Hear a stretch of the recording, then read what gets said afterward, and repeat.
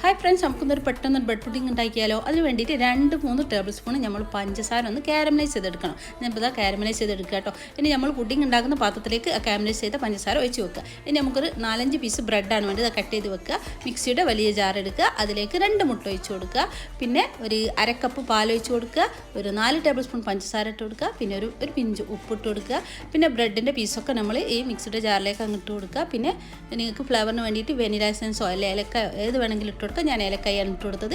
ഏലക്കായ ഇട്ടിട്ട് നന്നായിട്ടൊന്ന് അരച്ചെടുക്കുക. അരച്ചെടുത്തതിന് ശേഷം നമ്മൾ ആദ്യം കാരമലൈസ് ചെയ്ത് വെച്ച പുഡിംഗ് പാത്രത്തിലേക്ക് ഇത് ഒഴിച്ച് കൊടുക്കുക. എന്നിട്ട് ഫോയിൽ വെച്ചിട്ട് കവർ ചെയ്യുക. ഇനി ഇത് സ്റ്റീം ചെയ്തെടുക്കുക വേണ്ടത്. ഒരു 35 മിനിറ്റ് വേണം നമുക്ക് ദാവിൽ വേവിച്ചെടുക്കാൻ.